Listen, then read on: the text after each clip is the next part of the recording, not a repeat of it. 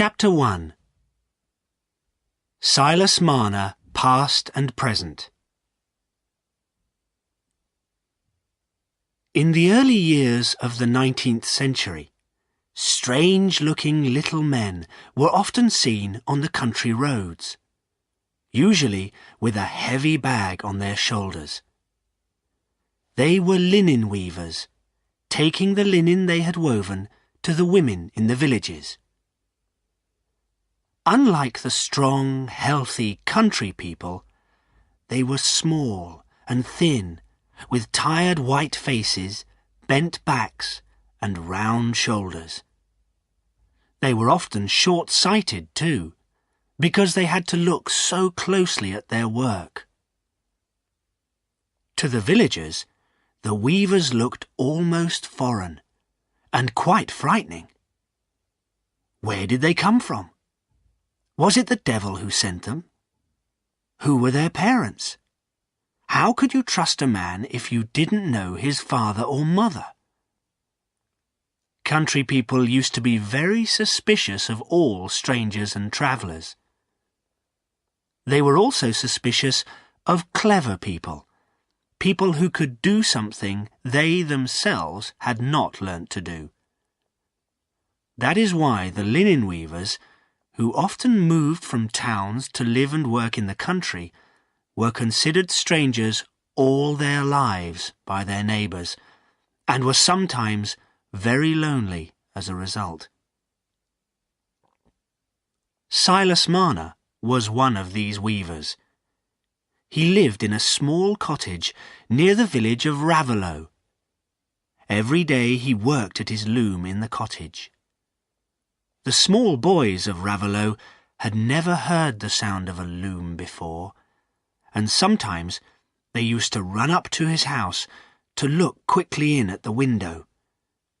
If Silas noticed them, he lifted his short-sighted eyes from the loom to stare at the boys. There was something terrible about his stare, which made the boys run away at once, screaming with fear. The villagers believed that Silas had an almost devilish power, which he could use to harm them if he wanted, and so they were all afraid of him. Raveloe was an important-looking village, with a fine old church and a number of large farms, but it was at least an hour away from any other village, and very few strangers visited it, which explains why the villagers' opinions were so out of date. Silas Marner had first come to Raveloe 15 years before, as a young man. He and his way of life seemed very strange to the villagers. He worked long hours at his loom, and had no friends or visitors from the village or anywhere else. He never talked to his neighbours unless it was necessary for his work, and he never looked at any of the Raveloe girls. "Who would want to marry him anyway?" the girls laughed to each other. "Marry a dead man come to life again, with that unhealthy white skin and those insect-like eyes of his? Certainly not!" One of the villagers had had a strange experience with Silas. One evening, he had discovered the weaver resting on a field gate, his eyes open but unseeing, and his body cold and hard, like a dead man's. After a few moments, Silas appeared to wake up, said "Good night," and walked away. When this was discussed in the village, some people thought that Silas had had a fit, but others, like Mr. Macy, the church clerk, refused to accept a medical explanation. "No, he isn't ill, that weaver," said old Mr. Macy, shaking his head knowingly. "If he had a fit, he'd fall down, wouldn't he? I think his soul flies out of his body sometimes, And that's why he looks so strange. He doesn't come to church, does he? And how does he know so much about medicines? You all remember how he made Sally Oates better, when the doctor himself could do no more for her? That's the devil's work, believe me. However, the housewives needed Silas to weave their linen, and they could find nothing wrong with his work.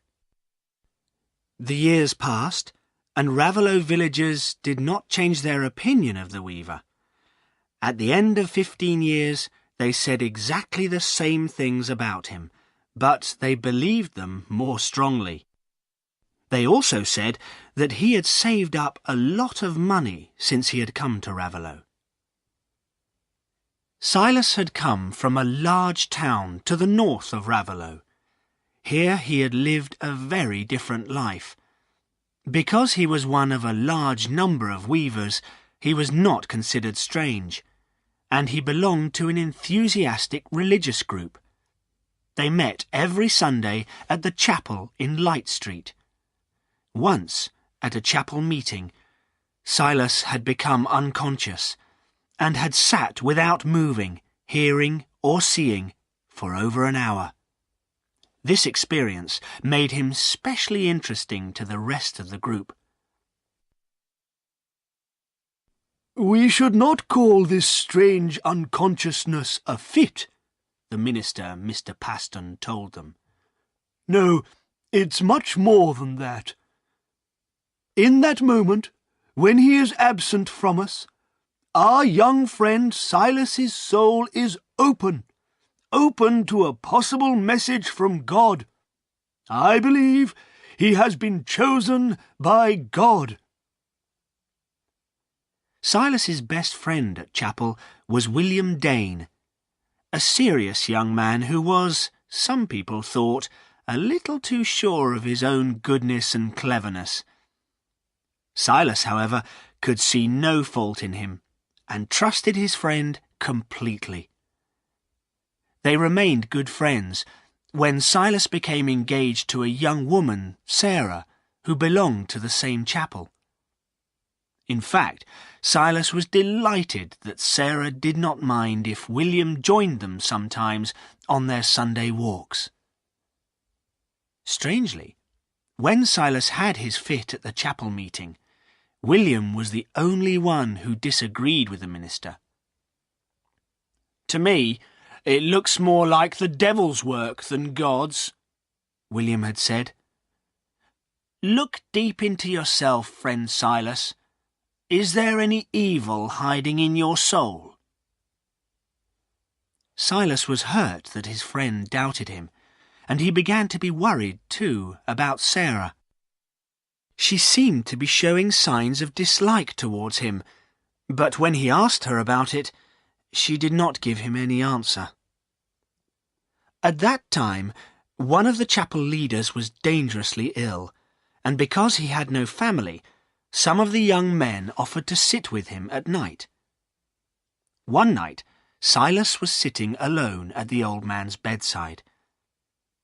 Time seemed to pass slowly in the quiet, dark room, but suddenly he realized that the man was no longer breathing. He was dead. Strange, thought Silas. His body's cold. He's been dead for some time. Why didn't I notice? Perhaps I've had another fit. And it's already 4 o'clock in the morning. Why hasn't William come? He promised he'd come at 2 o'clock. He hurried out of the house to call the doctor and the minister, and then went to work as usual, still wondering why William had not arrived. But that evening, after work, William came to his room with the minister. They were both looking very serious. "You must come to the chapel at once," said Mr. Paston. "But why?" asked Silas, looking unhappily at them. "You will hear when you get there," was the only answer. Then, in the chapel, Silas stood alone, in front of all the people who were once his friends. The room was silent. There was a pocket knife in the minister's hand. "Where did you leave this knife?" he asked. Silas was trembling at this strange question. "I don't remember," he answered. "Silas, Silas, you must confess," cried the minister. "Tell us the truth. This knife, your knife, was found at the dead man's bedside, and the bag of church money, which I saw there myself only yesterday, has gone." Silas did not speak for a moment. Then he said, "God knows I did not steal the money. Search my room. You won't find the money. I'm not a thief." "You were the only one in our dead friend's house last night when the money was stolen," said Mr. Paston. "William tells us he was suddenly ill, which prevented him from coming to take your place. We will search your room." And when they went to Silas's room, William found the missing bag, now empty, under Silas's bed. "Silas, my friend," cried William, "confess your crime to us now. Send the devil away from your soul." Silas turned to the man he had always trusted. "William, in the 9 years since we've been friends, have I ever told you a lie? But God will prove the truth." As he looked at William, he suddenly remembered something and reddened. He said in a trembling voice, "The knife wasn't in my pocket last night." "I don't know what you mean," replied William coldly. In the strange little world of the Light Street Chapel, they did not believe in the law or judges. They thought only God knew the answers. So they agreed to draw lots to decide what had happened. They all went down on their knees to ask for God's help in finding the truth. Silas knelt with them, sure that God would prove his honesty. There was silence as the minister took one of the papers out of the covered box. "The lots say that Silas Marner has stolen the money," he said. "You will leave the chapel, Silas Marner, and you will not be accepted back until you confess your crime." Silas listened in horror. At last he walked over to William Dane and said firmly, "I lent you my knife, you know that.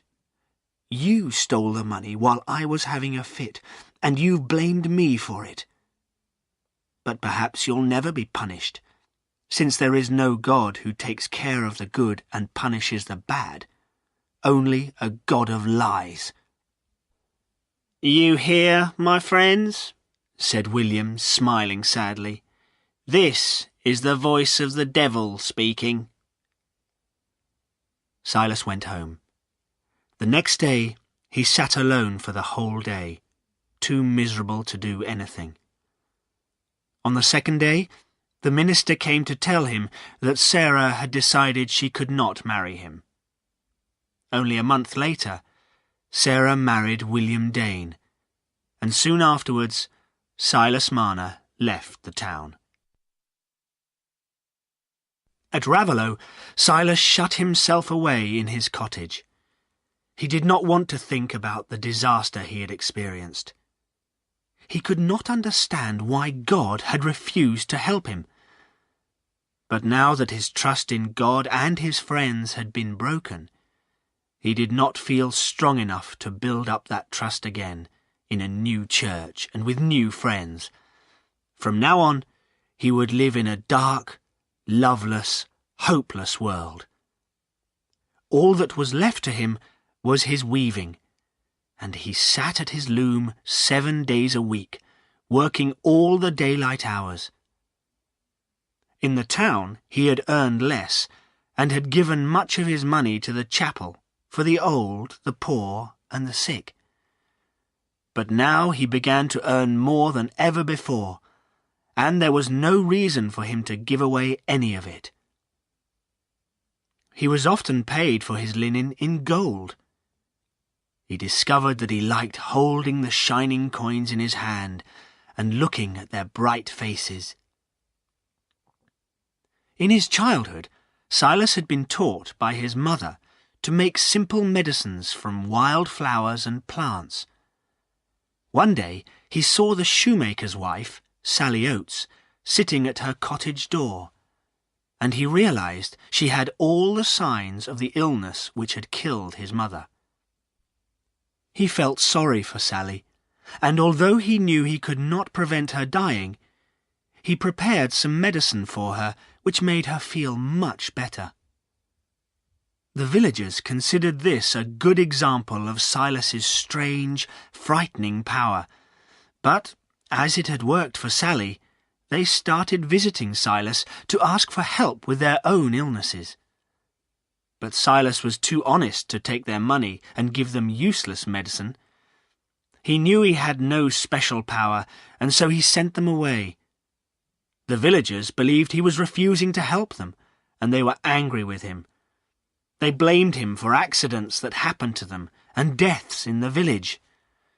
So poor Silas's kindness to Sally did not help him make friends in Raveloe. But little by little, the piles of gold coins in his cottage grew higher. The harder he worked, the less he spent on himself. He counted the coins into piles of 10 and wanted to see them grow into a square and then into a larger square. He was delighted with every new coin, but it made him want another. His gold became a habit, a delight, a reason for living, almost a religion.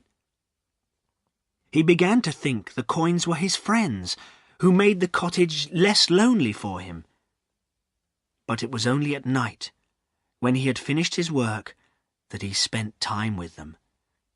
He kept them in 2 bags under the floorboards near the loom. Like a thirsty man who needs a drink, he took them out every evening to look at them, feel them, and count them. The coins shone in the firelight, and Silas loved every one of them.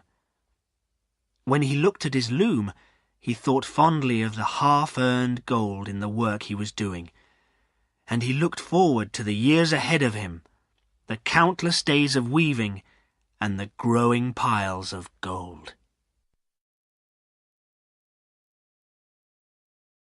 Chapter 2. Godfrey and Dunstan Cass.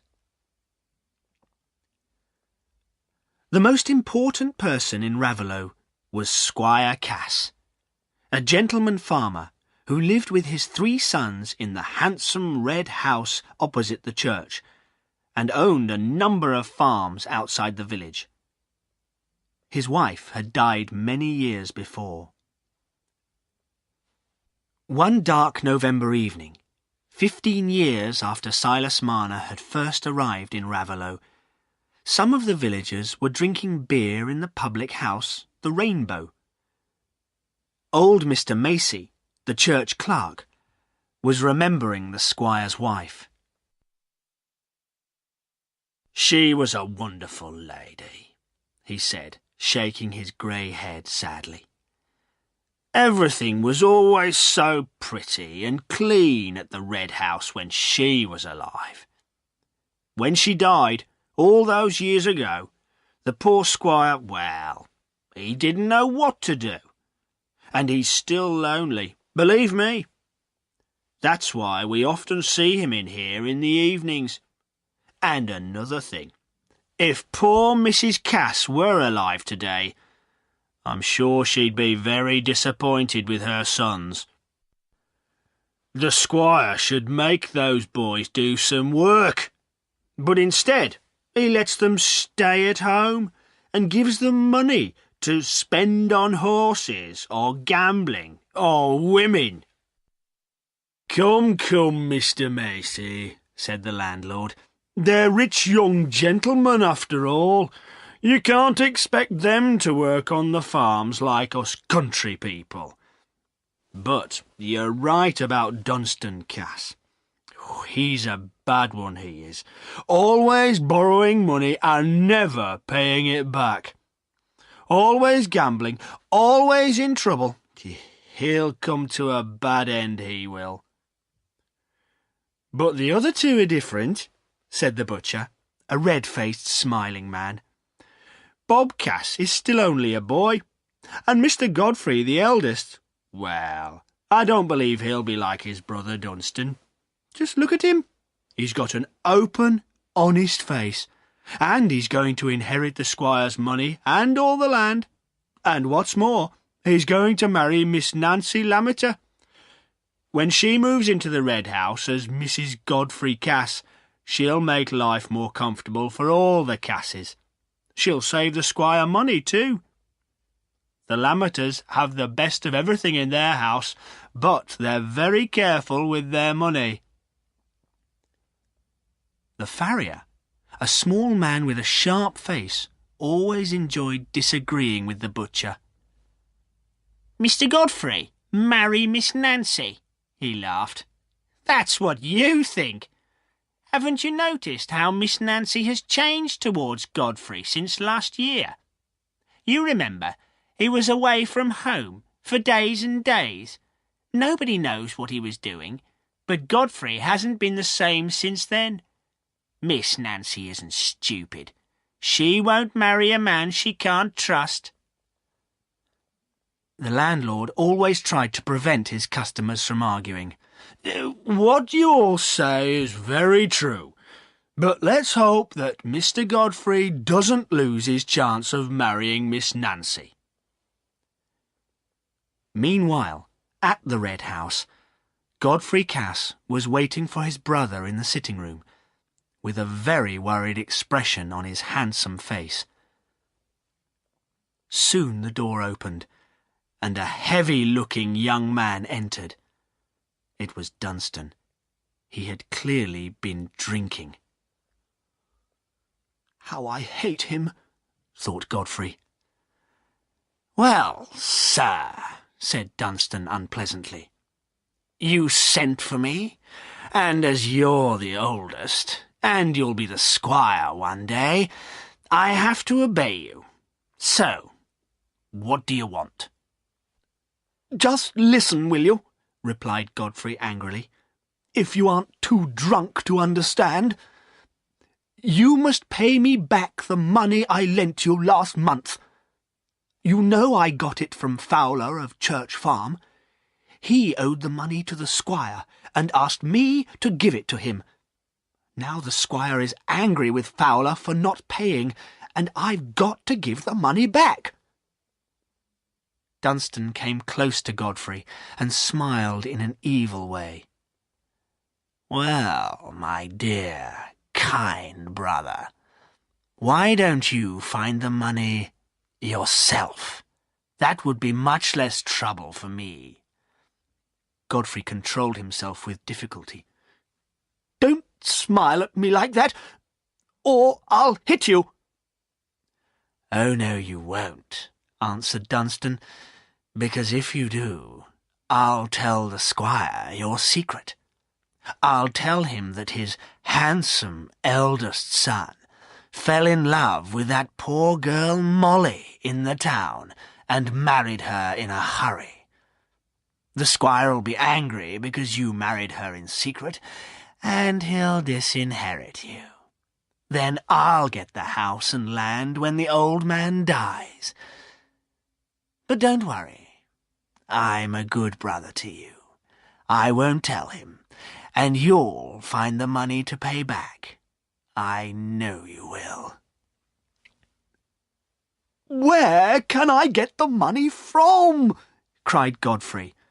I tell you, I haven't got any. You could borrow it, said Dunstan carelessly. Or wait, I've had a better idea. You could sell your horse. Sell Wildfire? You know how much I love that horse. Well, you could ride him to the hunt tomorrow. I know 2 or 3 men who'd be interested in buying him, and they'll be at the hunt, I'm sure. It'd be easy. No, I haven't got time to go hunting tomorrow. I'm going to Mrs. Osgood's birthday dance. Aha! Said Dunstan, laughing. And perhaps you'll see sweet Miss Nancy there, and you'll dance with her, and you'll talk of love. Be quiet! Shouted Godfrey, his face turning red. Don't speak of Miss Nancy like that, or I'll kill you. Don't get so angry, brother, answered Dunstan calmly. You've got a very good chance with her. In fact, I advise you to be nice to her. You and I know that Molly's started drinking.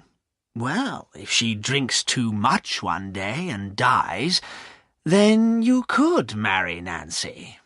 She wouldn't mind being a second wife, if she didn't know there was a first. And luckily, you've got a kind brother who'll keep your secret well. Godfrey's face was white now, and he was trembling. Look, Dunstan, I've nearly had enough of this. You can push a man too far, you know. Perhaps I'll go to the squire now and confess everything to him. He'll discover the truth one day, because Molly says she'll come and tell him. She wants everyone to know we're married. When the squire knows the truth, you won't get any more money from me. Dunstan replied lightly, Do what you like, brother. Godfrey hesitated. He knew he had fallen into Dunstan's trap when he made the mistake of marrying Molly. It was Dunstan who had introduced his brother to Molly, hoping that Godfrey would fall in love and marry her. Dunstan was clearly delighted that his evil plan had succeeded. Godfrey was now in a difficult situation. He no longer loved his young wife and could not stop thinking of Nancy Lammeter. He felt sure that with Nancy as his wife, he would not need to have secrets, and could be open and honest with everybody. But for the moment, he had to give Dunstan whatever he wanted, keep Molly happy, and lie to his father and his friends. If he told his father the truth, the situation would become impossible. The squire would disinherit him, and he would be just a poor working man for the rest of his life. And far worse than that, he would lose any hope of marrying Nancy. No, he could not accept that. He would find the money for Dunstan and wait for the situation to get better. Living with fear in his heart, the fear of being discovered, was better than living without Nancy's love. He turned to Dunstan. It's just like you to talk of selling Wildfire, the best horse I've ever had. Let me sell him for you. You know I'm good at buying and selling. I can ride him to the hunt for you tomorrow and bring you back the money. But you must decide. You lent me that money, and you'll have to pay it back to the squire. So it's your problem, not mine. Godfrey thought for a moment. All right, he said. But make sure you bring me back all the money, Dunstan. The next morning, as Dunstan was riding Wildfire out of Raveloe, he passed the old quarry. All the stone had been taken out of it, and it was no longer used. Now all that was left was a deep hole full of reddish water. Opposite the quarry was Silas Marner's cottage. Dunstan suddenly had an idea. Everybody in Raveloe talks of the weaver's money. He must have a lot hidden away in that cottage, Why doesn't Godfrey borrow some money from him and pay him back when he becomes the squire? He wondered whether to go back to the Red House at once, to tell Godfrey about this wonderful idea of his. But he did not want to miss the hunt, so he decided to continue on his way. At the hunt, he met several friends and neighbours, and before the hunt started, he managed to sell Wildfire for a good price. The money would be paid when he brought the horse to the neighbour's house later that day. Dunstan knew it would be safer to take the horse there immediately, so that he could be sure of receiving the money. But he was confident that he could take care of Wildfire during the hunt, and so, after a glass or two of whisky, he joined the other riders in the fields. This time, however, he was not as lucky as usual, and horse and rider fell while jumping a gate. Dunstan got up, shaken but unhurt, but poor Wildfire's back was broken, and in a few moments he died. Dunstan looked around, and was glad to see that no other riders had noticed his accident. He did not want people to think he was a bad rider. He did not care much about Wildfire, because he thought he now had a much better plan to offer Godfrey. The worst thing was that he would have to walk home, something he was not at all used to doing. He drank some more whisky from the bottle he kept in his pocket and started down the country road.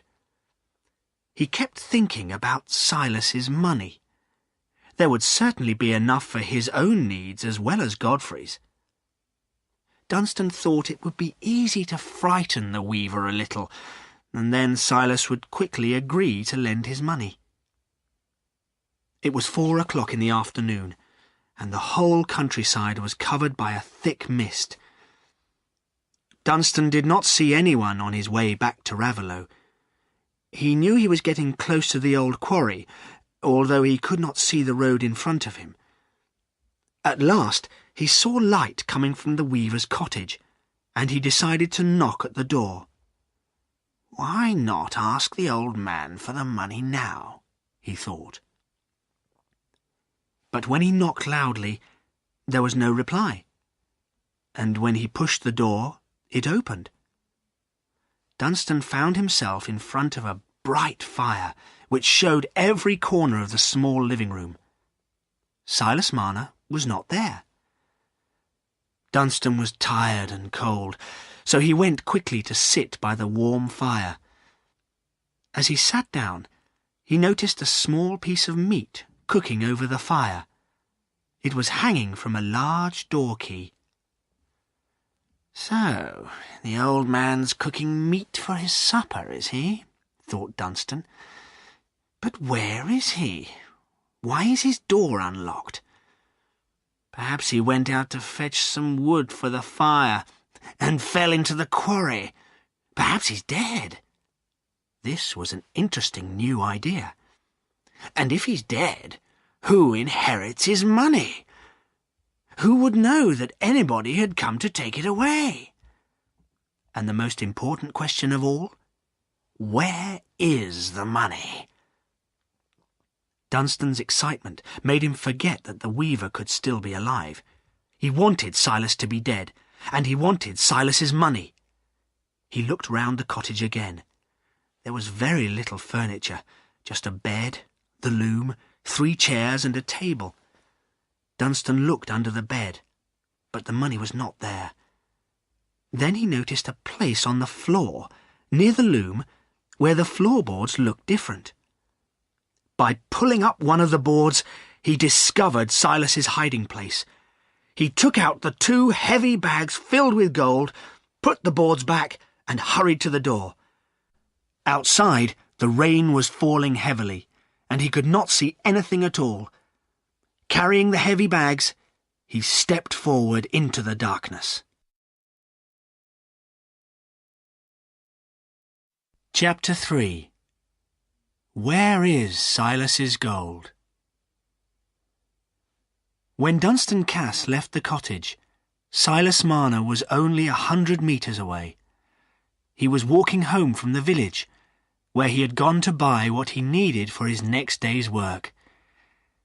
His legs were tired, but he felt almost happy.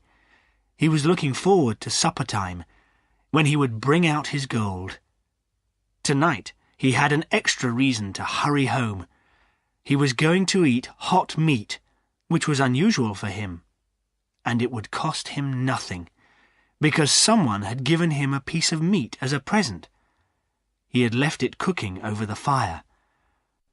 The door key was needed to hold it safely in place, but Silas was not at all worried about leaving his gold in the cottage with the door unlocked. He could not imagine that a thief would find his way through the mist, rain, and darkness to the little cottage by the quarry. When he reached his cottage and opened the door, he did not notice that anything was different. He threw off his wet coat and pushed the meat closer to the fire. As soon as he was warm again, he began to think about his gold. It seemed a long time to wait until after supper, when he usually brought out the coins to look at. So he decided to bring out his gold immediately, while the meat was still cooking. But when he took up the floorboards near the loom and saw the empty hole, he did not understand at once. His heart beat violently as his trembling hands felt all around the hole. There was nothing there. He put his hands to his head and tried to think. Had he put his gold in a different place and forgotten about it? He searched every corner of his small cottage until he could not pretend to himself any more. He had to accept the truth. His gold had been stolen. He gave a wild, desperate scream and stood still for a moment. Then he turned towards his loom and almost fell into the seat where he always worked. He touched the loom to make sure it too had not been stolen. Now he was beginning to think more clearly. A thief has been here. If I can find him, he'll have to give back my gold. But I was only away for a short time, and there's no sign of anyone entering the cottage. He wondered whether it was really a thief who had taken his money, or whether it was the same cruel God who had already destroyed his happiness once. But Silas preferred to suspect a thief who would perhaps return the money. He began to think it must be Jem Rodney, a local poacher, who had known about Silas's money and who sometimes visited the cottage. Silas felt stronger now that he thought he knew the thief. "I must go and tell the squire and the police," he said to himself. "They'll make Jem give me back the money." So he hurried out in the rain without a coat and ran towards the Rainbow. He thought he would find the most important people in Raveloe at the public house, but in fact most of them were at Mrs. Osgood's birthday dance. There were, however, 5 villagers at the Rainbow, enjoying an interesting conversation about ghosts while drinking their beer. "I tell you, people have seen ghosts," the butcher said. "And I'll tell you where too. Behind the church." "That's right," agreed old Mr. Macy. "You young ones aren't old enough to remember, but people have seen ghosts near the church since I was a boy. Oh, yes, it's true." The farrier laughed scornfully. "Ghosts? People imagine they see things on a dark night. You can't make me believe in ghosts. It's a question of fact. There are no ghosts." Now, began the landlord, who always tried to keep the peace. "In some ways you're all wrong, and in some ways you're all right. That's my opinion. There are ghosts, and there aren't. Well, that's what people say. And just then, Silas's white face appeared suddenly in the doorway. He had run all the way from his cottage, so he could not speak for a moment.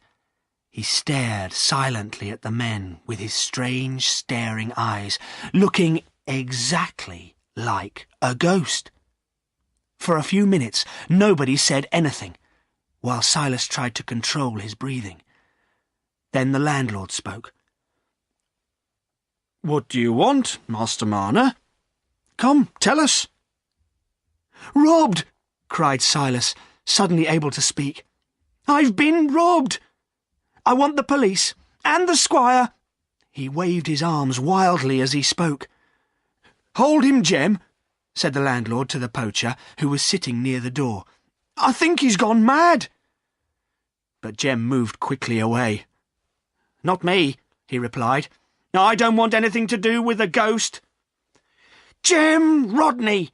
cried Silas, turning and staring at the man he suspected. "Yes, Master Marner?" answered Jem, trembling a little. "If it was you who stole my money," said Silas, going close to Jem, "just give it back to me, and I won't tell the police. Please, just give it back." "Stole your money?" cried Jem angrily. "I'll throw this glass at you if you accuse me of stealing your money." "Come now, Master Marner," said the landlord firmly, taking Silas by the arm. "You must explain what you mean if you want us to believe you. And sit down by the fire to dry your clothes. You're very wet." "That's right," said the farrier. "No more staring like a madman. That's what I thought you were at first. Not a ghost, of course." The weaver sat down in the centre of the little group of men and told his story. It felt strange but pleasant to him to talk to his neighbours and tell them his problems. The men realised at once that Silas was telling the truth. They had suspected him of working for the devil, but they knew now that the devil was no longer taking care of him. "Well, Master Marner," said the landlord in the end, "you mustn't accuse poor Jem. He sometimes steals a chicken, we all know that, but he's been sitting here drinking with us all evening, so he's not the thief." "That's right," said old Mr. Macy. "You can't accuse someone who hasn't done anything wrong, Master Marner." These words brought the past back to Silas, and he remembered standing in front of his accusers in the Light Street chapel. He went up to Jem. "I was wrong," he said miserably. "I'm sorry, Jem. I had no reason to accuse you. But where can my gold be?" "Perhaps some stranger came to your cottage while you were out," said the farrier. "But we must report the robbery to the police and the squire immediately." Next morning, when the whole village heard about the stolen gold, they all discussed it excitedly. A few people still did not trust Silas or believe his story. Most people, however, were suspicious of the peddler who had visited Raveloe the month before. Perhaps he had returned to hide near the quarry and steal the money when Silas left his cottage. Several villagers thought they remembered his evil-looking face and felt sure he was not honest. Silas himself remembered that the peddler had come to his cottage door recently. He hoped the peddler was indeed the thief, because the police could catch him and make him give back the money. His home seemed very empty to him without his gold, and he desperately wanted to get it back. Chapter 4. Godfrey is in trouble. Godfrey was not very surprised to find that Dunstan had not come home after his day's hunting. Perhaps he was staying the night at a public house. But when Dunstan did not return home the next day, Godfrey began to worry about Wildfire. He did not trust his brother, and wondered if Dunstan had gone away to spend the money on gambling. So he decided to go to look for him. On the road near Raveloe, he met his neighbour, John Bryce, who had arranged to buy Wildfire from Dunstan. "Well, Godfrey," said Bryce. Did your brother tell you about the horse? What do you mean, John? Replied Godfrey quickly. No, he hasn't been home yet. What's happened to my horse? Ah, so he was yours, was he? Dunstan told me you'd given him Wildfire. I was going to buy him, you know. What's Dunstan done? Is Wildfire hurt? Asked Godfrey crossly. Worse than that, answered Bryce. I'm afraid your horse is dead. We've only just found him. Your brother rode him to the hunt, and the horse fell at a gate and broke his back. So, you haven't seen Dunstan since yesterday? No, and he'd better not come home now, replied Godfrey angrily. How stupid I was to trust him with my horse. But where can Dunstan be? I suppose he wasn't hurt, because we didn't find him near the horse. Him, said Godfrey bitterly. Oh, he'll be all right. He'll never be hurt. He only ever hurts other people. We'll hear of him soon enough, don't worry. Bryce said goodbye and rode away. Godfrey rode slowly back into Raveloe, thinking about what he would very soon have to do. There was no longer any escape. He must confess the whole truth to his father. For the rest of the day he planned what he would say. He would explain that he had lent Fowler's money to Dunstan, because Dunstan knew his secret. That would be the right moment to tell the squire about his secret marriage to Molly. But he'll be very angry, thought Godfrey. And when he's angry with people, he just wants to punish them. He won't listen or calm down. But perhaps he'll keep my secret. He's so proud of the family name, and if he disinherited me, everyone would talk about it. When he went to bed that night, Godfrey thought he had decided what to say. But when he woke up in the morning, he could not see any reason to confess to the marriage. Why should he lose the chance of marrying Nancy? Why should he tell the whole truth now, when perhaps it was not necessary? No, it would be better to go on in the same way as before. Perhaps Dunstan would stay away for a while, and then there would be no need to tell his father about Molly. But today I'll tell the squire about the money, he thought. He'll have to know about that. Godfrey was already in the dining room when his father arrived for breakfast. The squire sat down at the head of the table and ordered the servant to bring him some beer. "Haven't you had breakfast yet, Godfrey?" he asked. "Yes, I have, sir," replied Godfrey, "but I was waiting to speak to you." "Well, you young people have plenty of time," answered the squire. "We older ones have to do all the work." Godfrey looked straight at his father. "Sir," he said bravely, "I must tell you, something very unfortunate has happened to Wildfire." "What? Has he broken a leg? I thought you could ride better than that. Well, you can't expect me to pay for a new horse. I'm very short of money at the moment. And I'm angry with Fowler. He still hasn't paid me what he owes me. If he doesn't pay today, he'll go to prison." The squire's face was red, and he banged angrily on the table as he spoke. "It's worse than breaking a leg," continued Godfrey miserably. "Wildfire's dead, but I don't want you to buy me another horse. I just feel sorry I can't pay you. You see, sir, the truth is, I'm very sorry. Fowler did pay the money. He gave it to me, and I was stupid enough to let Dunstan have it. And he was going to sell Wildfire, and then I was going to repay you the money." The squire's face was purple now, and for a moment he could not speak.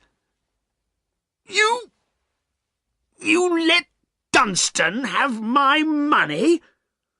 Why did you give it to him? And why did he want it? Where's Dunstan now? He'll answer my questions, or leave this house. Go and fetch him at once. Dunstan hasn't come home, sir. The horse was found dead, and nobody knows where Dunstan is.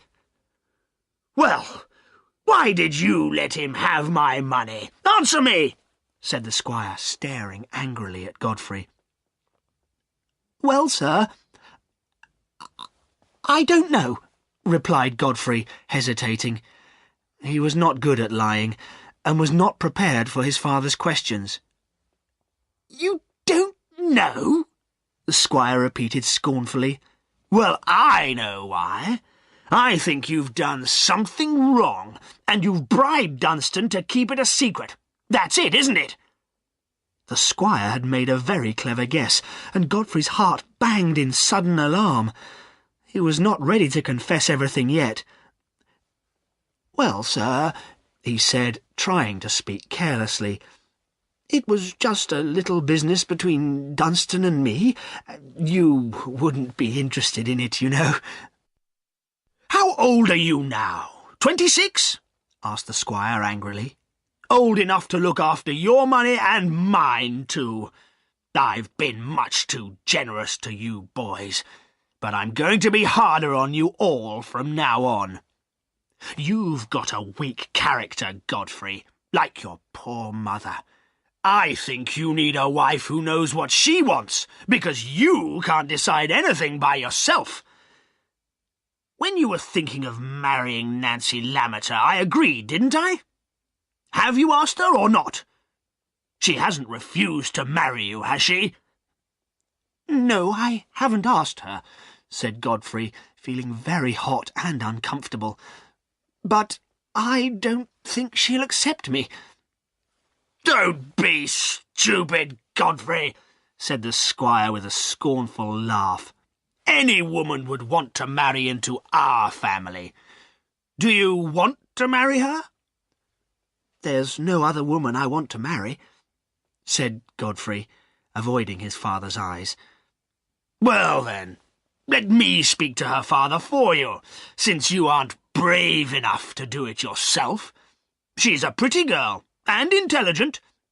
No, sir, please don't say anything at the moment, said Godfrey quickly. I must ask her myself. Well, ask her then. When you marry her, you'll have to forget about horses and so on. It'll be good for you to do some serious work. You should get married soon. Please don't try to hurry things, sir, begged Godfrey. I'll do what I like, said the squire firmly. And if you don't do what I want, I'll disinherit you and you can leave the house. Now, if you know where Dunstan's hiding, I expect you do, tell him he needn't come home. He'll pay for his own food from now on. I don't know where he is, sir. Anyway, it's you who should tell him to leave home. Don't argue with me, Godfrey, said the squire, turning back to his breakfast. Just go and tell the servants to get my horse ready. Godfrey left the room. He was relieved that his father had not discovered the whole truth. However, he was a little worried that the squire would try to arrange his marriage with Nancy. While he was married to Molly, he could not marry Nancy, although it was his dearest wish. But as usual, he was waiting and hoping for some unexpected change in his situation, which would save him from any unpleasantness. Chapter 5. Silas's Neighbours. In the weeks following the robbery, the police tried hard to find the peddler, because so many people suspected him of being the thief. But there was no sign of him in any of the towns and villages round Raveloe. Nobody was surprised at Dunstan Cass's absence. Once before he had stayed away for 6 weeks and then come back. Nobody imagined he could have anything to do with the robbery. The villagers continued to discuss Silas and his lost gold, but they had no more explanations to offer. Silas himself still had his loom and his work, so he went on weaving. But the only thing that had made his life worth living had gone, and now he had nothing to look forward to. A lifetime of empty evenings lay ahead of him. He did not enjoy thinking of the money he would earn, because it reminded him of the money he had lost.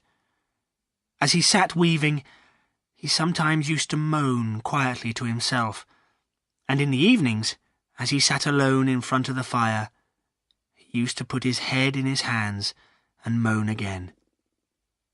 But this disaster had one good result. Little by little, Silas's neighbours realised it was wrong to be suspicious of him. He was just a poor, simple, harmless man who needed their help. They showed their new opinion of him in many different ways.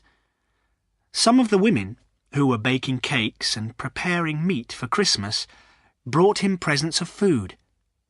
Some of the men, who had nothing to give him, stopped him in the village to ask about his health, or visited him to discuss the robbery. They often finished their conversation by saying cheerfully, "Now you're the same as the rest of us.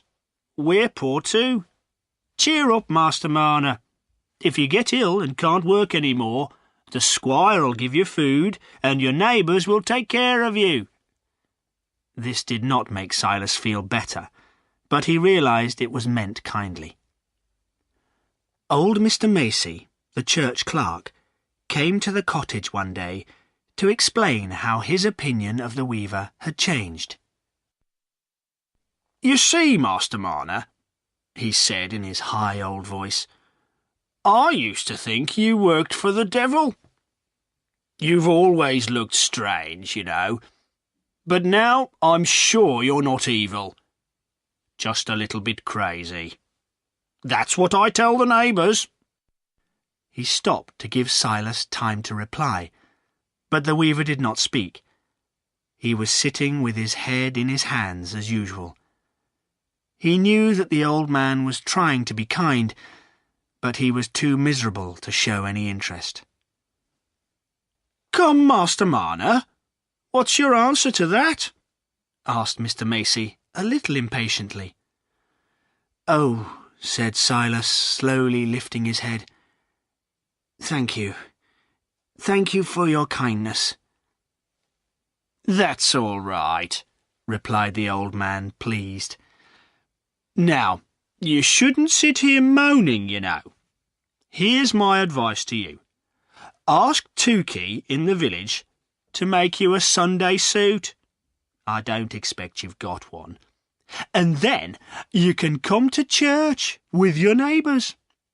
It'll make you feel better. You're not an old man yet, although you look like one. How old were you when you came here first? 25? "I don't remember," answered Silas, shaking his head. That evening, Mr. Macey told a number of villagers at the Rainbow, "Poor Master Marner doesn't know how old he is, and I don't suppose he knows what day of the week it is. He really is a bit crazy." Another villager, Dolly Winthrop, was also worried about Silas's absence from church. She was a large, fresh-faced woman with a sweet, patient smile, who was always busy from early morning until late at night, and who went to church herself every Sunday. She believed in helping her neighbours, and if someone in Raveloe was ill or dying, Dolly was often asked to take care of the patient. This good, sensible woman decided that Silas needed her help. So, one Sunday afternoon, she took her son Aaron, a pretty little boy of 7, to visit the weaver. As they came closer to the cottage, they heard the sound of the loom. "Oh dear! Working on a Sunday! That's bad," said Mrs. Winthrop sadly. She had to knock loudly on the door before Silas heard. He said nothing, but opened the door to let them in, and Dolly sat down in an armchair. "I was baking yesterday, Master Marner," she said, "and I've brought you some of my cakes. Here they are." "Thank you," replied Silas, taking the little bag of cakes Dolly was holding out to him. Aaron was hiding behind his mother's chair, in childish fear of the weaver. "You didn't hear the church bells this morning, perhaps, Master Marner?" Dolly asked gently. "This cottage is a long way from the village." "Yes, I heard them," answered Silas. For him, Sunday bells did not mean anything. There had been no bells at the Light Street Chapel. "Oh," said Dolly. But do you have to work on a Sunday? You could make Sunday different from the other days, you know, by washing yourself, and cooking a little piece of meat, and going to church. And, Master Marner, Christmas Day will be here soon. If you put on your best clothes and go to church and see the flowers and hear the singing, you'll feel much better. You'll know there is someone you can trust." Dolly did not usually talk so much, but the matter seemed extremely important to her. No, Silas replied. "I don't know anything about church. I've never been to church." "Never been?" repeated Dolly. "Were there no churches in the town you were born in?" "Oh, yes," said Silas. "There were a lot of churches. It was a big town, you see. But I only ever went to chapel." Dolly did not understand this word, but was afraid of asking any more questions in case chapel meant something evil. After considering carefully for a moment, she said, "Well, Master Marner, it's never too late to start going to church. It's very pleasant listening to the singing and the good words. If we go to church, then when trouble comes, someone will take care of us. And if we do our best, then I believe someone will help us when we need help." Dolly's explanation of her simple religion did not seem at all clear to Silas, but he did understand that she was asking him to go to church. He did not want to agree to that. Just then, young Aaron came out from behind his mother's chair, and Silas offered him one of Dolly's cakes. "Oh, Aaron," said his mother, "you're always eating. No, don't give him any more, Master Marner. But he can sing a song for you. I'm sure you'll like it. It's a beautiful Christmas carol. Come, Aaron, let's hear it." Little Aaron stood up straight and sang his carol in a clear, sweet voice. Dolly listened with delight, hoping that the carol would help to persuade Silas to come to church. "You see, Master Marner," she said when Aaron had finished, "that's Christmas music.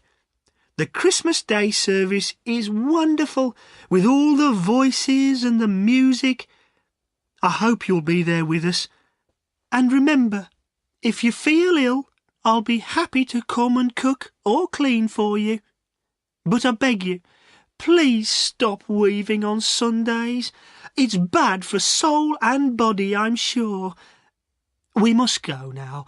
Goodbye, Master Marner." "Thank you, and goodbye," said Silas, as he opened the door for them. He could not help feeling relieved when she had gone. Now he could weave and moan as much as he liked. Mr. Macey and Dolly had tried hard to persuade Silas to go to church, but in the end he spent Christmas Day alone in his cottage, looking out at the cold grey sky. In the evening, snow began to fall, and he felt more distant and separate from his neighbours than ever. He sat in his robbed home, moaning miserably to himself, not noticing that his fire was no longer burning and that he was getting cold. But in Raveloe, the church bells were ringing, and the church was fuller than all through the rest of the year.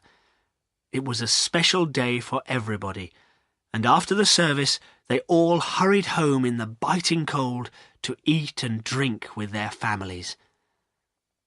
At the Red House, nobody spoke of Dunstan's absence. The village doctor, Dr. Kimball, and his wife were guests there for Christmas lunch, and the day passed happily. The servants, however, were already preparing for the New Year's Eve dance, which Squire Cass gave every year. It was the best party of the year, and guests used to come from miles around.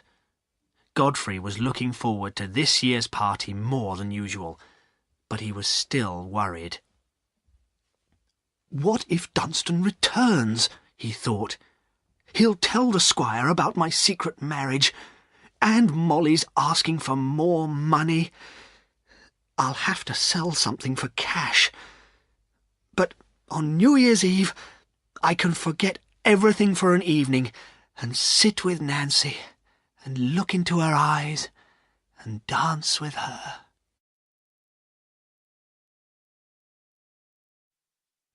Chapter 6. The New Year's Eve Dance. On December the 31st, it was snowing and very cold. All day there were ladies and gentlemen arriving at the Red House. Godfrey Cass was waiting at the door for the only guest he cared about, Nancy Lammeter. Finally she arrived, sitting behind her father on his horse, looking more beautiful than ever. Her lovely face blushed as she saw Godfrey come forward to lift her down from the horse. "Why is he waiting for me?" she thought. "I thought I made it clear to him that I'll never marry him. People say he leads a bad life, and I can't marry a man like that." But the squire appeared just then to welcome his guests, and in the excitement nobody noticed Nancy's pink face as Godfrey's strong arms lifted her down. She hurried into the house with the other ladies to change her clothes. The house was full of servants running here and there. Mrs. Kimball, who always helped the squire arrange these parties, was giving orders in a loud voice. Cooks were preparing food in the kitchens, and there was already a wonderful smell of baking in the air. Upstairs, the ladies were excitedly putting on their best dresses, while talking to each other all the time. Nancy met her aunt, Mrs. Osgood, who introduced her to some visitors of hers. The Misses Gunn were two young ladies who were not beautiful, but dressed very fashionably. Just then, Nancy's older sister, Priscilla, arrived. She was a large, cheerful girl, with a round face and a nose pink with cold.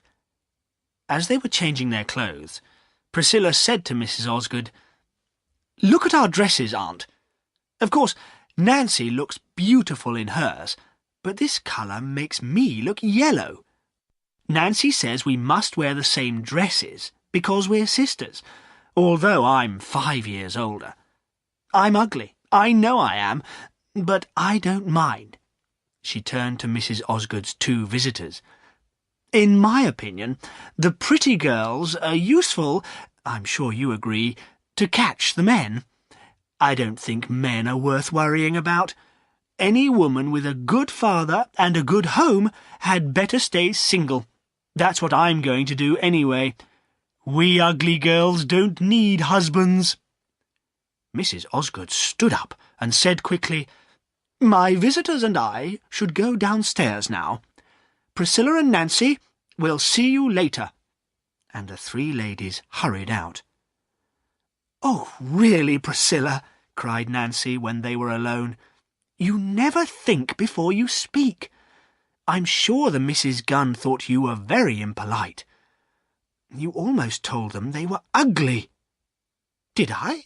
Asked Priscilla in surprise. Well, that's the way I am. I always tell the truth. But I'm the ugly one. Just look at me. Priscilla, you know I asked you to choose the dresses, replied Nancy worriedly. I don't mind what colour I wear. You look lovely in this colour, dear child. You know you always have whatever you want in the end, although you never give orders or shout about it. I'm looking forward to seeing you married. It'll be fun watching you make your husband do exactly what you want. Don't say that, answered Nancy, blushing. You know I'm never going to get married. Priscilla laughed. I'm the one who'll stay single. And if you don't like Godfrey Cass, well, there are plenty of other young men. Come, let's go downstairs now. Although Priscilla was right in saying she was not good-looking, she was very popular among her neighbours because she was so cheerful and sensible. And Nancy was not only considered to be the most beautiful girl in and around Raveloe, but also one of the most intelligent. Seats at the dining table had been kept for the Lammeter sisters. Priscilla was taken to sit between her father and the squire. Nancy felt herself blushing again as Godfrey Cass came to lead her to a seat between himself and the vicar, Mr. Crackenthorpe. She knew that if she married Godfrey, she would one day be the most important woman in Raveloe, the squire's wife. But she repeated firmly to herself that she could not marry a man of bad character. As she sat down, the vicar, who was always polite to ladies, said with a smile, "Ah, Miss Nancy, you're looking lovely this evening. Isn't she, Godfrey?" Godfrey made no reply, and avoided looking at Nancy. There was too much he wanted to say to her. But the squire, who always enjoyed his parties and was feeling extremely cheerful, was rather impatient with his son. He thought he had better speak, if Godfrey was too shy to do it himself. "That's right," the squire said loudly. "When I look at Miss Nancy here, I think she's more beautiful than any girl I've ever seen." While they were eating and drinking, people around the table were listening with interest to the squire's words. "Perhaps Godfrey will marry Nancy after all," the vicar's wife whispered to Mrs. Osgood. Mr. Lammeter's back was very straight as he looked across the table at his daughter. He was a serious, careful gentleman who considered the Lammeters a better family than the Casses. He had already decided that Godfrey must change his way of life before Nancy could possibly marry him. Just then, Dr. Kimball called across the table. "Miss Nancy, will you save a dance for me?" "Come, come, Kimball," said the squire. "Let the young ones enjoy themselves. My son Godfrey'll be angry if you take Miss Nancy away. I expect he's asked her for the first dance already. Haven't you, Godfrey?" Godfrey was feeling very uncomfortable by now. Turning to Nancy, he said as lightly as possible, "I haven't asked her yet, but I hope she'll agree, if nobody's asked her." "No, I haven't accepted anyone else," replied Nancy quietly, with a blush. "So, will you please have the first dance with me?" asked Godfrey, beginning to feel better. She had not refused him. "I will," answered Nancy coldly. She was still sure she would not marry him, but she wanted to remain polite. "Ah, well, you're a lucky man, Godfrey," said Dr. Kimball with a laugh. "I think I can hear the music starting now." The guests got up from the table in pairs and small groups to move into the large hall where the dancing was about to start. The small village band was already playing, as the squire led the vicar's wife to the end of the hall to start the dance. They were followed by Godfrey and Nancy, and the other ladies and gentlemen. As the dance went on, Godfrey felt happier and happier. Holding Nancy in his arms, he forgot all his problems.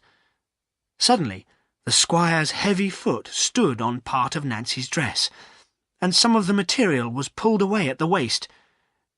Nancy asked Godfrey to take her to a quieter place, where she could repair the damage. He took her to a small room near the hall, hoping they would have a few private moments together. But Nancy sat down on the chair furthest away from him, and said coldly, "Thank you, sir. You needn't stay. I'm very sorry about taking you away from the dance." "It's not very kind of you," said Godfrey, moving close to her, "to be sorry you've danced with me." "I didn't mean that," replied Nancy, blushing prettily. "Gentlemen have so many things to enjoy. I'm sure one dance can't matter very much." "You know that isn't true. You know one dance with you means more to me than anything else in the world." Nancy was a little surprised. Godfrey had not said anything like this to her for a long time. She replied firmly, "I'm afraid I can't believe you, Mr. Godfrey." "Nancy, if I changed my life, would you think better of me? Would you like me, then?" Godfrey knew these were dangerous words, but the sudden chance of speaking to her alone made him say more than he had planned. "I'd be glad to see a good change in anybody, sir." "You're very hard, Nancy," said Godfrey bitterly. "You could help me to be better. I'm very miserable, but you don't feel anything." "I think people who behave badly don't feel anything," said Nancy sharply, forgetting to be cool and distant. Godfrey was delighted. He wanted to make her argue with him, to show him that she cared about him. But just then Priscilla hurried in, saying, "Dear child, let me look at your dress. I saw the squire step on it during the dance." "I suppose I'd better go now," Godfrey said disappointedly to Priscilla. "It doesn't matter at all to me whether you go or stay," said Priscilla impatiently, looking closely at the waist of Nancy's dress. "Do you want me to go?" Godfrey asked Nancy. "Do whatever you like," replied Nancy, trying to sound cold again. "Well, I want to stay," answered Godfrey, and sat down. Tonight he wanted to enjoy being with Nancy for as long as possible, without thinking about what would happen tomorrow. Chapter 7. Silas finds his gold. But while Godfrey Cass was managing to forget his problems by the lovely Nancy's side, his wife was walking with slow, uncertain steps along the snow-covered road to Raveloe. She was carrying her sleeping child in her arms. For some time now, she had planned to come to Raveloe on New Year's Eve. She knew that her husband would be at the centre of a happy, smiling group of friends, and she had chosen this moment to appear in front of all his family and guests at the Red House dance. "I don't care if Godfrey is ashamed of me," she thought bitterly. "I want people to know we're married." Sometimes she hated her husband, because he was still handsome and had money, while she was no longer pretty and very poor. She blamed him for her miserable life, but in her heart she knew she should blame her drinking. It had become a habit with her to spend most of the money Godfrey gave her on gin. She had a bottle in her pocket now, which she had lifted to her lips several times during her journey. It was already 7 o'clock in the evening, and there was a freezing wind. Molly did not know she was very near Raveloe. Her legs were tired, and the gin was beginning to make her feel sleepy. She thought she would rest for a while, and, still holding her child, she lay down on the snow. She did not notice that the ground was cold. In a few moments, the child woke up, crying, "Mummy!" But the mother did not seem to hear. Suddenly, as the child fell gently out of its mother's arms onto the soft snow, it noticed a bright, dancing light on the white ground. Interested, the child stood up to see where the brightness came from, and followed the light to an open door, the door of Silas Marner's cottage.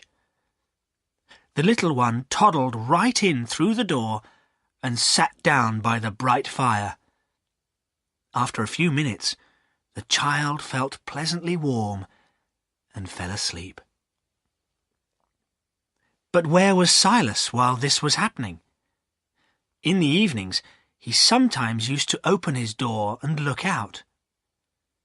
He had some idea that his money would come back, or that someone would come with information about the thief. Tonight was New Year's Eve, and the villagers had told him to stay awake until midnight, because it would bring him good luck if he saw the beginning of the new year. So tonight he was more restless than usual.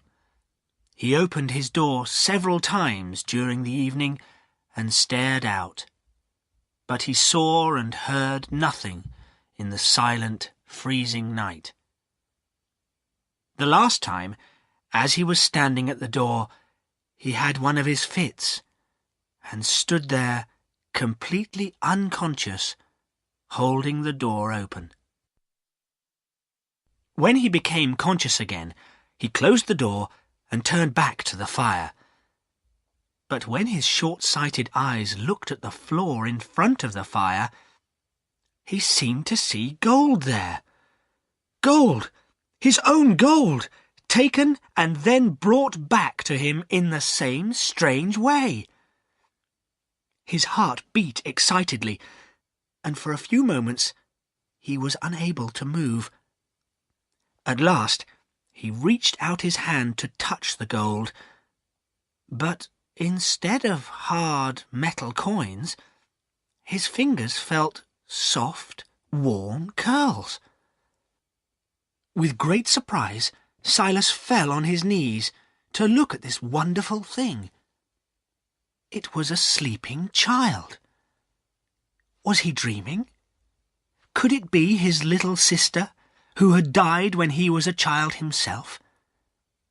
If it wasn't a dream, how had the child entered the cottage? But thinking of his sister made him remember the past and his life at the Light Street Chapel. He wondered if this child was some kind of message from his past, sent perhaps by the God he had once trusted. Just then the child woke up and began to cry.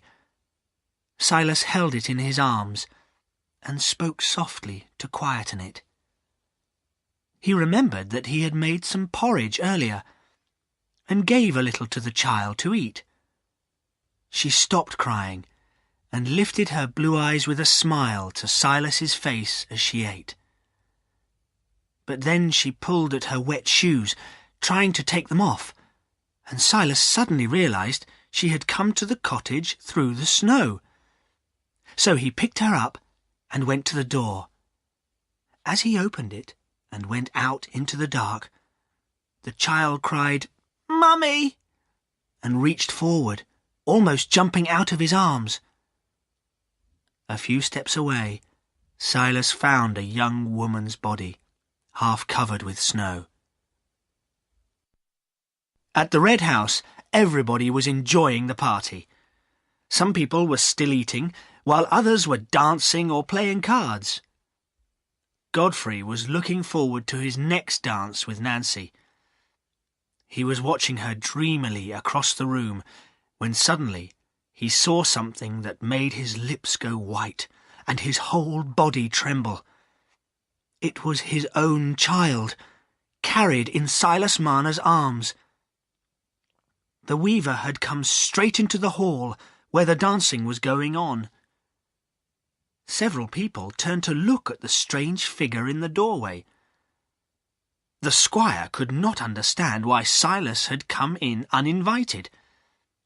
He stood up and asked angrily, "Marner, what are you doing here?" "I've come for the doctor," replied Silas hurriedly. "There's a woman, dead, I think, near my cottage." Godfrey had one great fear at that moment, that the woman was not dead. If she were his wife, and she were dead, he would be free to marry Nancy. While the squire was calling for Dr. Kimball, the ladies came closer to look at the pretty child. "Whose child is it?" one of them asked. "I don't know," replied Godfrey wildly. "Some poor woman's. She's been found in the snow, I think." "You'd better leave the poor child here with us then, Master Marner," offered Mrs. Kimball kindly. "No, I can't let it go," said Silas unexpectedly. "It's come to me. I don't know where from. I want to keep it." "Well," said Mrs. Kimball, surprised. "A single man like you? Take care of a child? Well!" But the little one was holding on to Silas and smiling up at him confidently. Dr. Kimball hurried into the hall. "Where is this poor woman? Near the old quarry? Someone had better fetch Dolly Winthrop. I'll need her to help me." "I'll go," cried Godfrey. He wanted to get away before anyone noticed his white face and shaking hands, and he needed time to think. He ran out into the night. When he and Dolly arrived at the quarry, the doctor had moved the woman into Silas's cottage, and Godfrey had to wait outside. He walked up and down in the snow for what seemed like hours. He knew he should tell the truth about the woman and the child, but he could not make himself do what he knew was right. "Is she dead?" the voice inside his head asked. "If she is, I can marry Nancy, and then I'll be good and have no more secrets. And I'll make sure the child is taken care of course." When Dr. Kimball came out of the cottage, Godfrey tried to speak calmly. "I thought I'd wait to see," he began. "Oh, there was no need for you to come. Why didn't you send one of the men to fetch Dolly? The woman's dead, I'm afraid. She's very thin and looks very poor, but she's got a wedding ring on. She'll be buried tomorrow." "I'll just have a look at her," said Godfrey quickly. "I think I saw a woman on the road yesterday with a child. Perhaps it was her." And he ran into the cottage. There, on the bed, was his unloved wife. He only looked at her for a moment, but for the rest of his life he never forgot her sad, tired face. The weaver had come back with the doctor and was sitting by the fire with the child on his knees. The little one was awake, but her wide, open blue eyes looked up into Godfrey's face without recognizing him at all. The father was glad of this, but also a little sad, especially when he saw the small hand pull lovingly at the weaver's grey hair. "So, who's going to take care of the child?" Godfrey asked, pretending not to show much interest. "I am," replied Silas firmly. "The mother's dead, and I suppose the child hasn't got a father. She's alone in the world, and so am I. My money's gone, I don't know where, and she's come, I don't know where from. I don't understand it at all, but I'm going to keep her." "Poor little thing," said Godfrey. "Let me give you something for her clothes." He put his hand in his pocket and gave Silas some coins. As he walked back to the red house, he felt very relieved. Nobody would recognize his dead wife, and soon his secret would be buried with her. Now he could talk of love to Nancy. He could promise to be a good husband to her. Only Dunstan knew about the secret marriage, and perhaps Dunstan would never come home. "What a good thing I didn't confess everything to the squire," he thought. "Now I can make Nancy and myself happy. And the child, well, it won't matter to her whether I'm her father or not." That week, the dead woman was buried in Raveloe, and the child stayed at the weaver's cottage. The villagers were very surprised that Silas had decided to keep her, but they liked him for wanting to help an orphan. The women especially were very ready to give him useful advice on taking care of children. Dolly Winthrop came every day to help Silas. "It's no trouble," she said. "I get up early, so I've got plenty of time, and I can bring you some of Aaron's old baby clothes, so you won't need to spend a lot of money on the child. I can wash her, and give her food, and—" "Yes," said Silas, hesitating. He was looking a little jealously at the baby in Dolly's arms. "That's very kind of you, but I want to do everything for her myself. I want her to be fond of me. She's my child." "Don't worry," said Dolly gently, giving him the child. "Look, she loves you the best. See, she's smiling at you." And so Silas learnt how to take care of the little girl. He called her Eppie, which had been his little sister's name. His life was quite different now. When he was working and living only for his gold, he had not been interested in the world outside his cottage, or the people he sometimes met. But now that he had another reason for living, he had to look outward.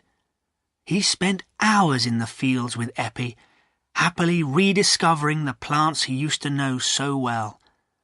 Together they visited his neighbours, who were always delighted to see him and his adopted child. His days and evenings were full, taking care of a trusting, loving child. Godfrey Cass watched the little girl growing up with great interest. During Eppie's childhood, he often gave money to Silas to spend on her, but was careful that nobody should suspect him of being her father. His life was also changing. There was a new firmness about him which everyone noticed. He was looking forward to marrying Nancy very soon. "Nancy and I will have children," he thought happily, "but I won't forget that other child." Chapter 8. Eppie has grown up. It was a bright autumn Sunday, 16 years after Silas had found Eppie in his cottage. The Raveloe church bells were ringing, and people were coming out of church after the morning service. First came the new squire, Godfrey Cass, looking a little heavier now, but with a straight back and a firm step. On his arm was his wife Nancy, still a pretty woman. Just behind them came Mr. Lammeter and Priscilla. They all went into the red house. You and Priscilla will stay for tea, won't you?" Nancy asked her father. "My dear, you must ask Priscilla," replied Mr. Lammeter with a smile. "She manages me and the farm as well." "Well, it's better for your health if I manage everything, father," said Priscilla. "Then there's nothing for you to worry about. No, Nancy dear, we must go home now, but you and I can have a walk round the garden while the servants are getting the horses ready." When the sisters were alone in the garden, Priscilla said, "My dear, I'm very glad you're going to have a dairy. Making your own butter will give you something to think about all the time. You'll never be sad when you've got a dairy." And she put her arm through her sister's. "Dear Priscilla," said Nancy gratefully, "I'm only ever sad when Godfrey is. I could be happy if he could accept our life as it is. But it's more difficult for a man." "Men!" cried Priscilla impatiently. "They're always wanting something new, never happy with what they've got. I'm glad I was too ugly to get married. I'm much happier with father." "Oh, Priscilla," said Nancy, "don't be angry with Godfrey. He's a very good husband. But of course he's disappointed that we haven't had children. He wanted them so much." "Well, father is waiting for me. I'd better go now. Goodbye, my dear." And the sisters kissed goodbye. When Priscilla and her father had left, Godfrey said, "Nancy, I think I'll just go and look at some of the fields we're draining near the old quarry." "You'll be back by tea time, dear?" "Oh, yes. I'll be back in an hour." This was a habit of Godfrey's on Sunday afternoons. He enjoyed walking round the fields that belonged to him now. So Nancy often had a quiet hour at about this time, which she spent reading, or sometimes just thinking. She remembered all the little things that had happened to her, especially during her marriage in the last 15 years. The great sadness of her married life had been the death of her only baby. Like most women, she had looked forward to becoming a mother very much. But when the baby died soon after it was born, she made herself accept the fact. She did not allow herself to think about it, or to wish for anything different. Godfrey, however, had been terribly disappointed, especially when it seemed likely that Nancy could have no more children. Nancy's religion was extremely important to her. She firmly believed that people should accept whatever happened to them in life, because it was God who decided everything. But she understood how difficult it was for Godfrey to accept that their marriage would be childless. Was I right, she wondered for the 100th time, to refuse him when he said we should adopt a child? I believe that if God hasn't given us a child, it's because God doesn't want us to have one. I'm sure I'm right. But poor Godfrey, it's worse for him than for me. I've got him and the house and now the dairy to think about. But although he's always good to me, I know he's unhappy. He wants children so much. From the first moment Godfrey had spoken of adopting a child, he had mentioned Eppie's name. She had always been the child he wanted to adopt. He had no idea that Silas would rather die than lose Eppie, and he imagined that the weaver would be glad if the child were adopted by the Cass family. "After all, the girl will have a much better life with us," he told himself. "I can't be really happy if we don't have a child, and I can never tell Nancy the truth about Eppie. I'm afraid she'll hate me for it." While Nancy was sitting quietly in the red house, thinking about her husband, Silas and Eppie were sitting outside their cottage, near the quarry. They had been to church too, which they did every week, like the Casses and most of the villagers. Silas had started taking Eppie to church when she was very young, because Dolly Winthrop had persuaded him that every child should have some religious training. Because of Eppie, Silas was completely accepted in Raveloe now. Nobody thought he was strange any more. In fact, he was almost a popular figure in the village. He was older now, and could not work as hard as he used to. Recently, as he had more time to think, he had begun to remember the past, and his old friends at the Light Street Chapel. He realized how his once lonely life had changed since Eppie had come to him. Now he had friends and trusted people, and was happy. And he began to see that the God in the Raveloe church was the same God he had been so angry with the last time he had been to the chapel. It seemed to him that there had been some mistake in his past, which had thrown a dark shadow over his early life. Perhaps now he would never know whether Mr. Paston, the chapel minister, still thought he was guilty of stealing, and he would never discover why the drawing of the lots had seemed to prove his guilt. But there must be a God of goodness in this world, he thought, because he sent Eppie to me. I must just trust and believe that he is right. He had told Eppie how her mother had died in the snow, and he had given her the dead woman's wedding ring. Eppie was not at all interested in who her real father was, as she thought she had the best father in the world already. At the moment, she was sitting close to Silas outside their door in the sunshine. Neither of them had spoken for a while. "Father," she said gently, "if I get married, do you think I should wear my mother's ring?" "Oh, Eppie," said Silas, surprised. "Are you thinking of getting married, then?" "Well, Aaron was talking to me about it," replied Eppie, blushing. "You know he's nearly 24 now, and is earning good money, and he'd like to marry soon." "And who would he like to marry?" asked Silas with rather a sad smile. "Why, me, of course, Daddy," said Eppie, laughing and kissing her father. "He won't want to marry anyone else." "And you'd like to marry him, would you?" asked Silas. "Yes, one day.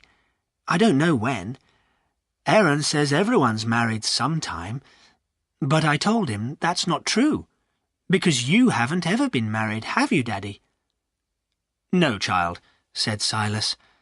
"I was a lonely man before you were sent to me." "But you'll never be lonely again, Father," said Eppie lovingly.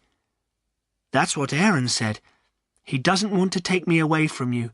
He wants us all to live together, and he'll do all the work. And you needn't work at all, Father.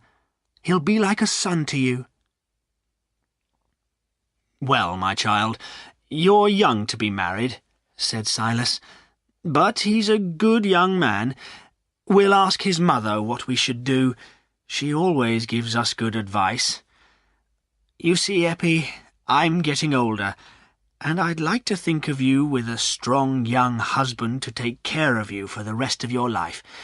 Yes, we'll ask Dolly Winthrop for her opinion." Chapter 9. Godfrey confesses at last. At the Red House, Nancy was waiting patiently for Godfrey to come home to tea. Suddenly, one of the servants ran into the sitting room, crying excitedly, "Madam, there are lots of people in the street. They're all running the same way, towards the quarry. Perhaps there's been an accident." "Jane, don't get so excited," replied Nancy calmly.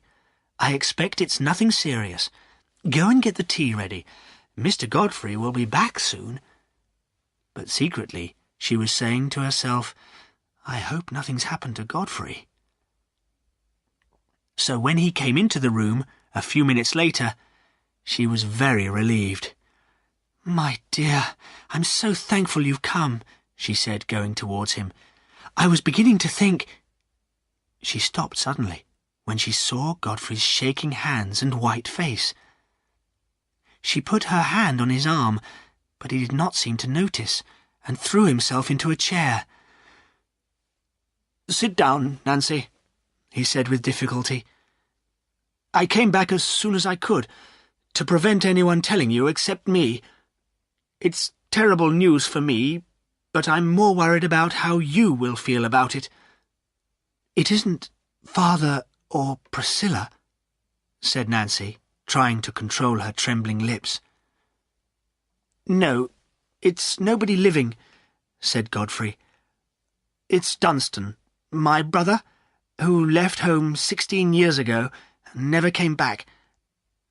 We found him, found his body, all that's left of it, in the old quarry."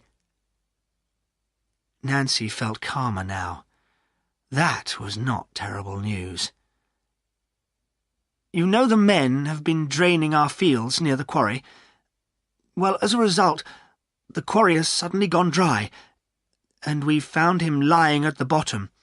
We know it's him because he's wearing his watch and his rings." Godfrey paused.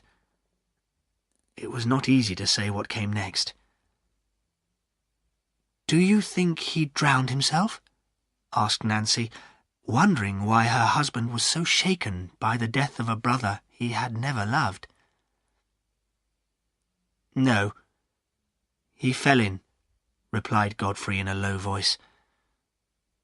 "Dunstan was the man who robbed Silas Marner. The bags of gold were found with his body." "Oh, Godfrey, I am sorry," said Nancy. She understood how ashamed her husband must be. The Casses were so proud of their family name. "I had to tell you. I couldn't keep it from you," Godfrey continued, and then stopped, looking at the ground for 2 long minutes. Nancy knew that he had something more to say. Finally, Godfrey lifted his eyes to her face and said, "Everybody's secrets are discovered sooner or later, Nancy. I've lived with a secret ever since I married you, but I'm going to confess it now. I don't want you to discover it from someone else or hear about it when I'm dead. I was weak and hesitating when I was younger. I'm going to be firm with myself now." Nancy could not speak. She stared at her husband in horror. What secret could he possibly have from her? "Nancy," said Godfrey slowly, "when I married you, I hid something from you. I was wrong not to tell you. That woman Silas Marner found dead in the snow, Eppie's mother, that poor woman was my wife. Eppie is my child." He paused, looking worriedly at Nancy. But she sat quite still, although her face looked rather white. "Perhaps you won't be able to love me any more," he said, his voice trembling a little. She was silent. "I was wrong. I know I was wrong to marry Molly and then to keep it a secret. But I loved you, Nancy. I only ever wanted to marry you." Still Nancy was silent, looking down at her hands, and Godfrey almost expected her to get up and say she would leave him and go to live with her father and sister. She was so religious and so firm in her ideas of right and wrong. But at last she lifted her eyes to his and spoke. She did not sound angry, but only sad. "Oh, Godfrey, why didn't you tell me this long ago? I didn't know Eppie was yours, and so I refused to adopt her. Of course I'd accept your child into our home. But, oh, Godfrey, how sad to think we've spent all these years with no children.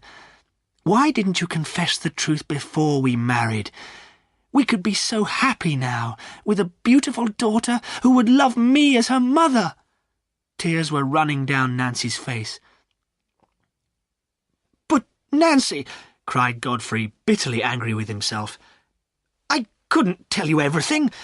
I was in danger of losing you if I told you the truth. I don't know about that, Godfrey. I certainly never wanted to marry anyone else.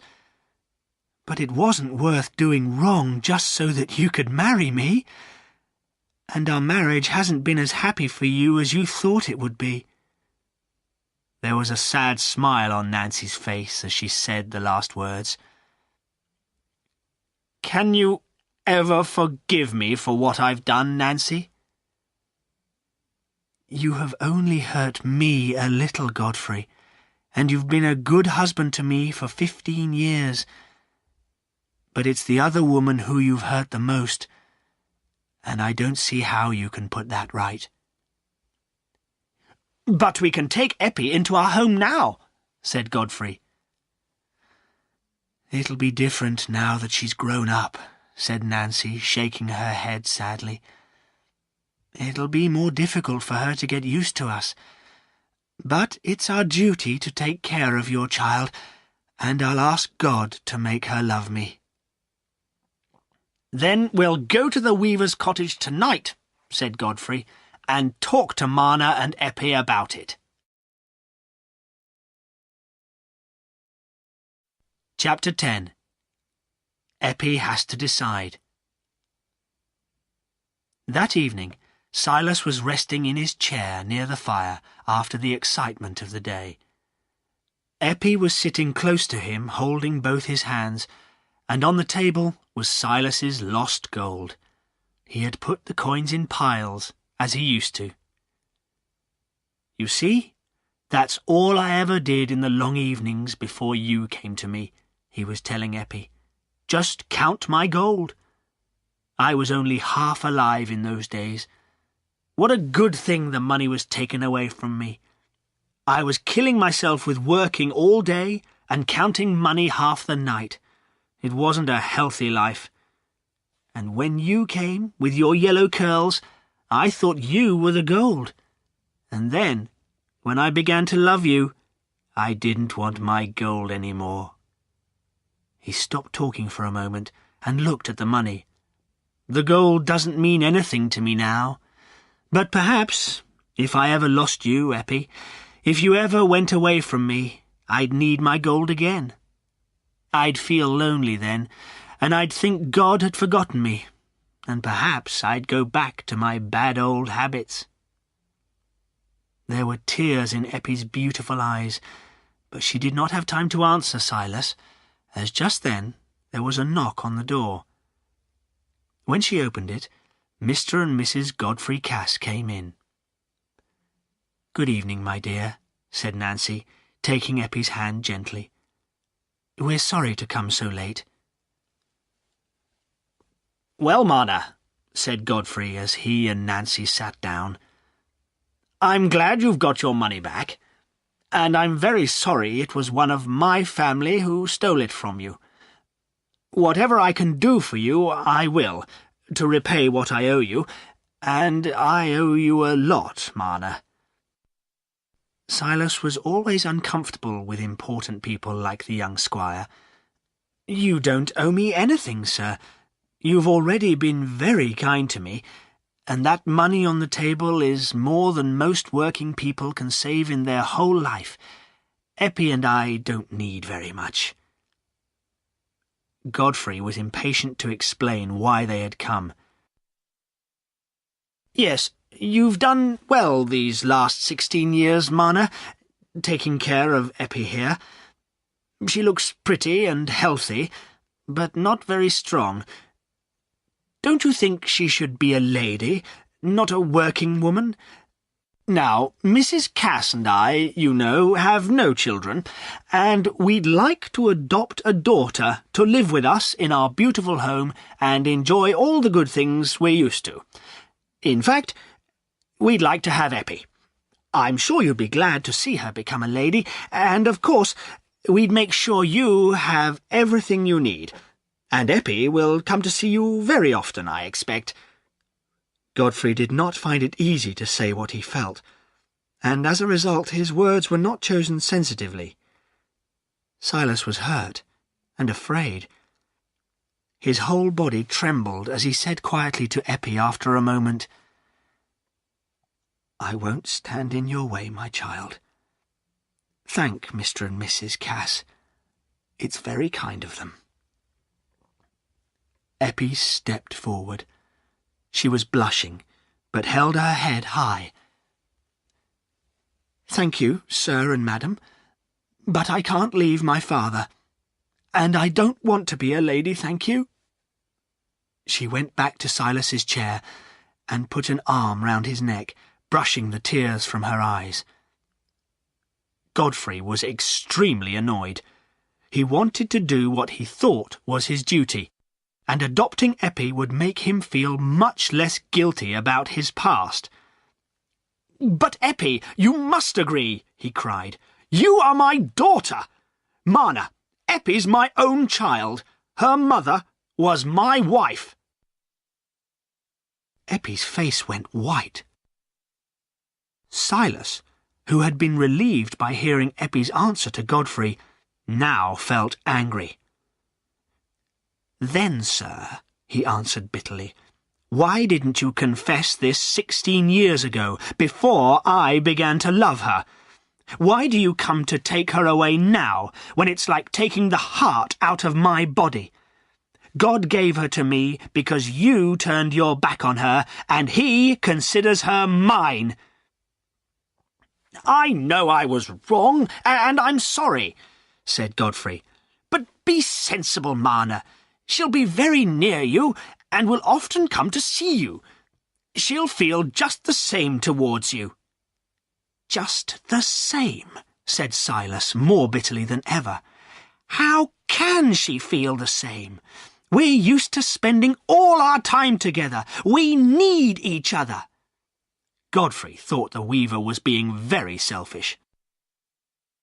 "I think, Marner," he said firmly, "that you should consider what's best for Eppie. You shouldn't stand in her way when she could have a better life. I'm sorry, but I think it's my duty to take care of my own daughter." Silas was silent for a moment. He was worried that perhaps Godfrey was right, and that it was selfish of him to keep Eppie. At last he made himself bring out the difficult words.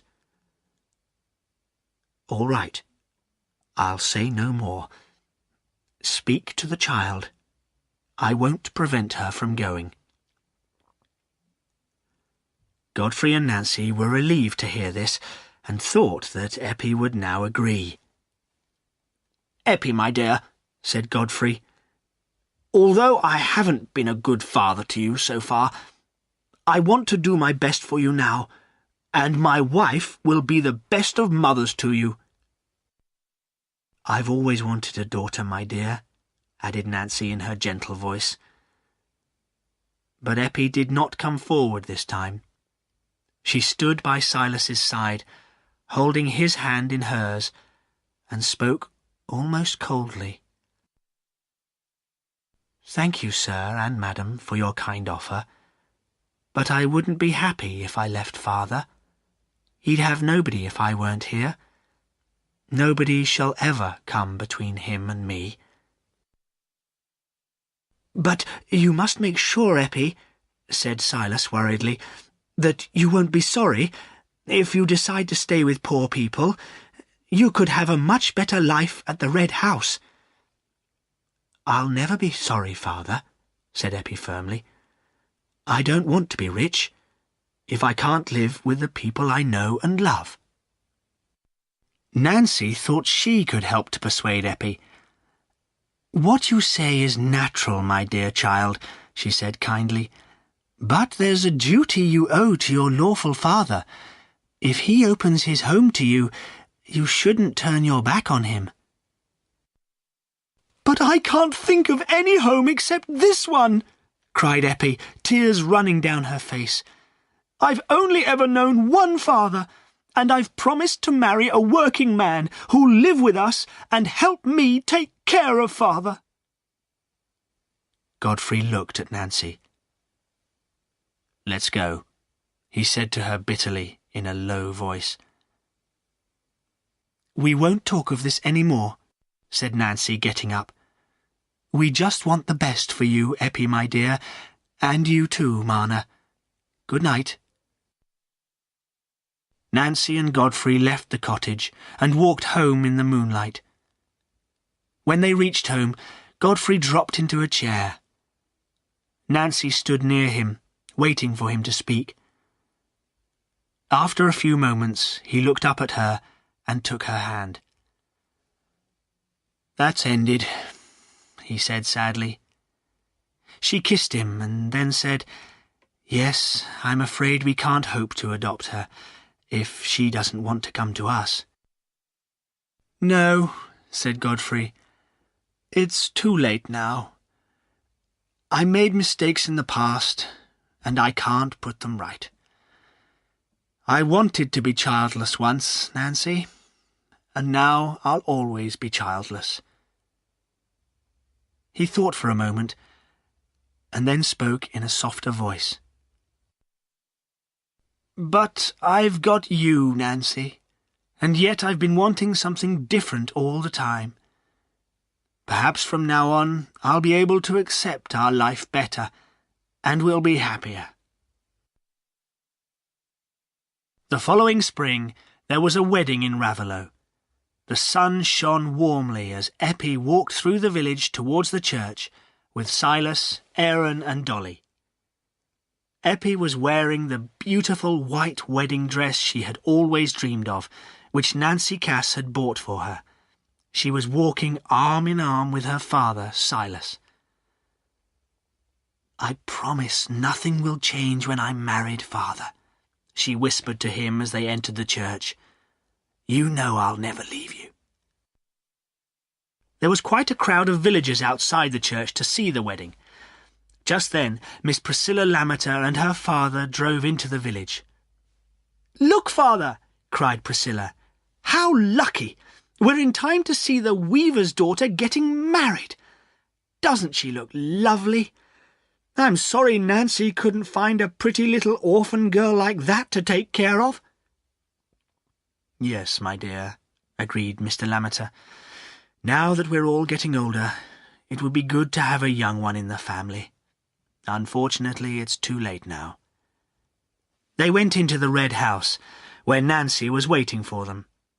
They had come to spend the day with her, because Godfrey was away on business, and she would perhaps be lonely without him. The Casses were not going to Eppie's wedding. When the little wedding group came out of the church, the villagers and Silas's family all went to the Rainbow. There, a wonderful wedding lunch was waiting for them, which had been ordered and paid for by Godfrey Cass. "It's very generous of the young squire to pay for all this," said the landlord as he refilled the beer glasses. "Well, what would you expect?" replied old Mr. Macy sharply. "Remember, it was his own brother who stole the weaver's gold, and Mr. Godfrey has always helped Master Marner with furniture and clothes and so on since young Eppie came to the cottage. Well, it's only right to help a man like Master Marner, and I'd like you all to remember I was the first to tell you I thought Master Marner was harmless, and I was right. Now, let's drink to the health of the happy young couple." And the villagers lifted their glasses and cried, "To Eppie and Aaron." When the meal was over and the guests had begun to return to their homes, Silas, Eppie and her new husband walked slowly back to their cottage by the quarry.